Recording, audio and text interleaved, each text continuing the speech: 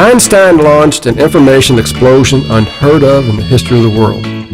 Over half of the information now in existence was discovered since 1950. This brings us to the second idea of Common Sense 2. History has put us into one of those historical times when one reality system ends and another is born.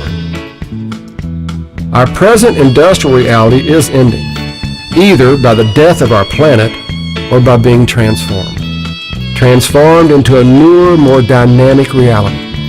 A reality that ends hunger, poverty, pollution, and war forever. A reality that puts more money in our pockets and more paid holidays on our calendars. This information has given us a new vision of ourselves. Seeing our planet as it really is, there are clearly no lines on it showing different countries. We do not live in countries. They live in us as outdated political thinking. But we, as a planet, spend $1 trillion a year on guns in defense of these imaginary pieces of our planet. And this, where 12 to 15 million people a year, mostly children, die of hunger, and the rest of us struggle to pay our bills.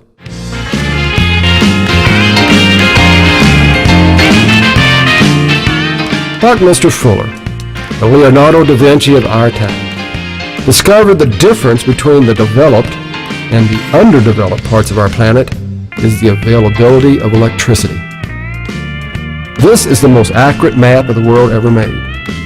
Fuller created it to see how we might produce more electricity and use it to make life better for us all. He decided we can connect the world's existing electrical grids to form a planetary energy internet. This global grid brings power to everyone on our planet and unites now remote sources of renewable energy into one planetary transmission system.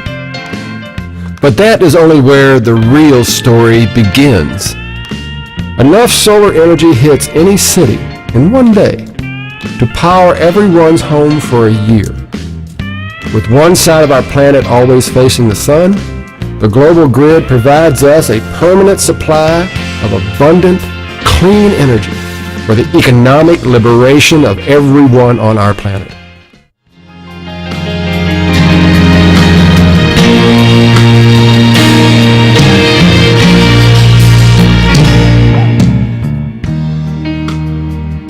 It is clear we are one people on one planet.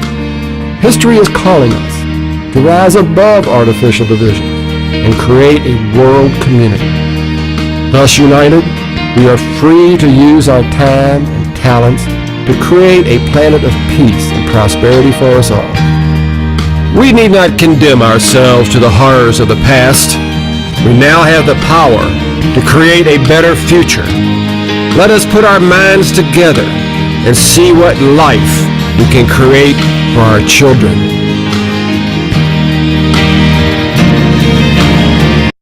Between you and a 3-year-old, and that's just how much this society, this system, this reality base that we have going on right now takes away our aliveness and reduces our life to servitude of some sort rather than continue being the kid that we are.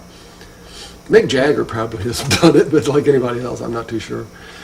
Michael, now that you brought it up, what is that message that you're putting together? Well, I used to teach a lot of history, see, and Alvin Toffler, in that book Future Shock, talked about the immense amount of information has come discovered in the last few years.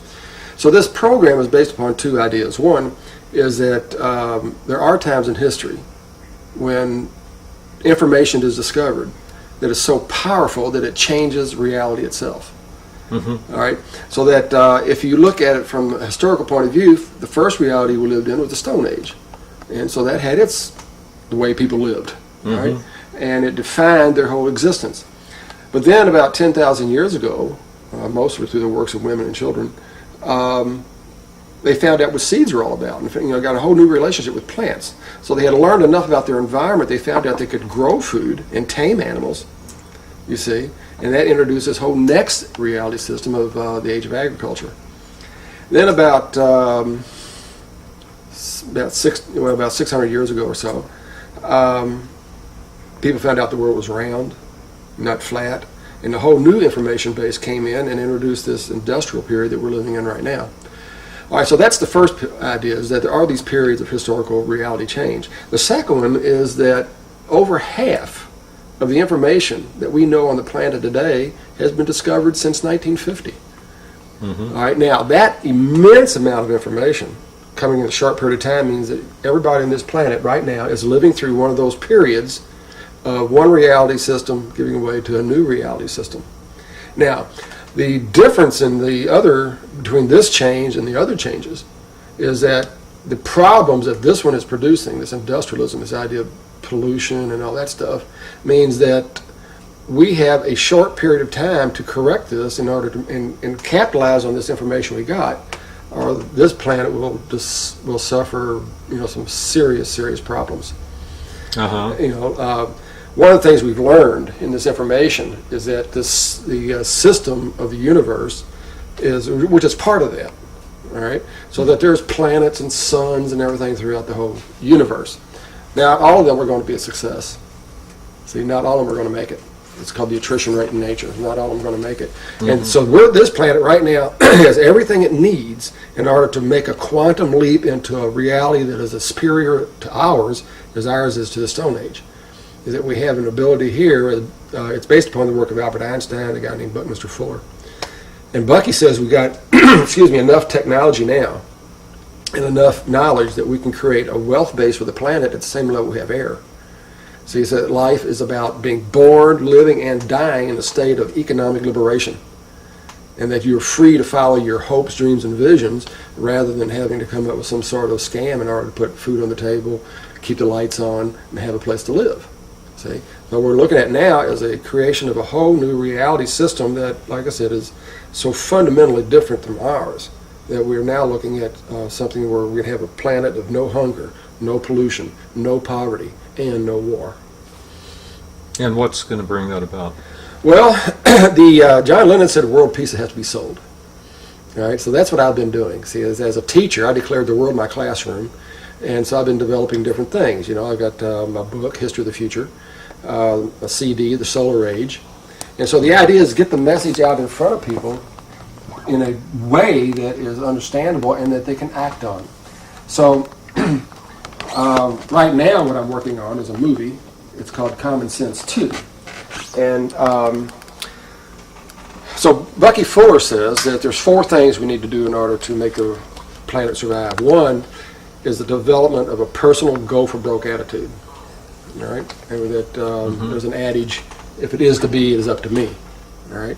So that unless each one of us personalizes the situation, realize that we are here, the situation is here, and that we have, well, the joke is we don't have a chance or a choice not to play, not to do something. The question is what we're going to do. All right, so that if you want a future without all these war, poverty, etc., well, then you have to put your butt on the line and do something about it. All right, now the second one is education, and that's where I plug in. Is trying to give people an information base and choices. See, most people aren't acting. Most people, I think, have gotten into a period of, of not doing anything because they don't know what the choices are. So you had one friend of mine told me we were talking about vegetarian eating. He said, she said, I just prefer eating meat. I said, to what? What are you comparing it to? Because she has, this other idea about what vegetarian eating is all about. And you're a vegetarian? Oh, yeah. I mean, meat eating is a Stone Age level thinking about nutrition. And that it is the industrial production of meat foods on this planet is the largest environmental destructive force on the planet. It is also the linchpin in global hunger. It is also the linchpin in many of the diseases that affect us, arterial sclerosis, et cetera, et cetera. See, so that if I tell people, if you want to do one thing to meaningfully impact your personal life and the health of this planet, then eliminate animal foods as a source of nutrition. It's very inferior. So the idea then is to get the information out in front of people, as I was saying, and so that's what the book, and I'm now working on this movie.